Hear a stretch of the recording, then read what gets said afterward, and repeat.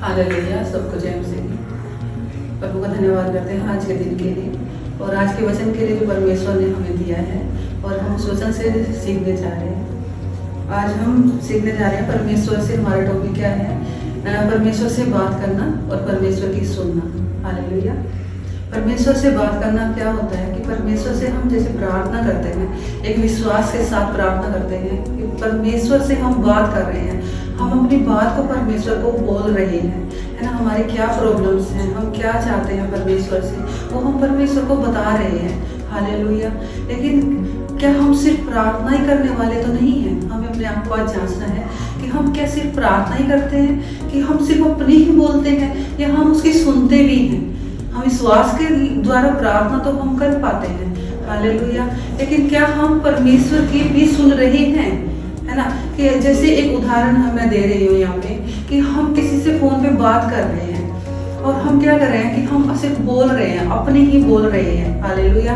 तो हम अगले की तो सुन ही नहीं रहे, हम उसको बोल रहे हैं, हम उसको बता रहे हैं कि ये बात ऐसे है, ये बात ऐसे है, लेकिन वो हमारी बात को सुन रहा है, वो हमारी बात को समझ रहा है। कि हम उसको, अगर हम उसको मौका ही नहीं दे रहे कि वो कुछ बोले, तो हम क्या वो बातचीत हो पाएगी?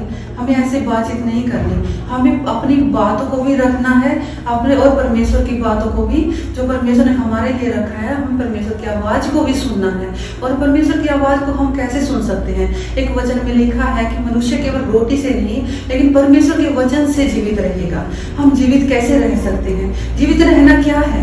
परमेश्वर के वचन के द्वारा जीवित रहना क्या है? कि परमेश्वर के साथ हम जुड़े रहेंगे, वही परमेश्वर के साथ जीवित रहना है। हम परमेश्वर के वचन को पढ़कर परमेश्वर की आवाज़ को सुन सकते हैं।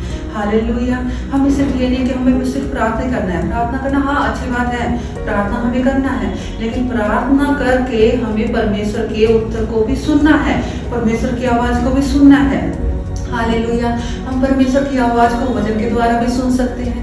परमेश्वर की आवाज़ हमारे मन से भी बात कर सकता है, हमारे मन में भी आवाज़ उसकी आ सकती है। और एक धीमी आवाज़, बाइबल में एक जगह लिखा है कि वो धीमी आवाज़ से भी बात करता था अपने लोगों से, अपने नबियों से, है ना। हमें चुप रहकर, थोड़ी देर समय के लिए हमें चुप रहकर परमेश्वर की आवाज़ को भी सुनना है।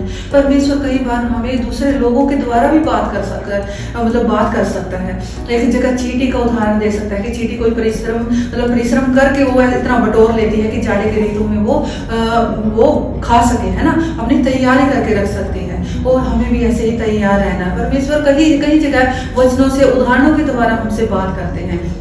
हालेलुया। धन्यवाद करते हैं। पर रोमियो 10:17 में लिखा है कि विश्वास सुनने से और सुनना मसीह के वचन से होता है ना। हमारा विश्वास कैसे दृढ़ हो पाएगा परमेश्वर पर? जब हम उसकी सुनेंगे। हालेलुया।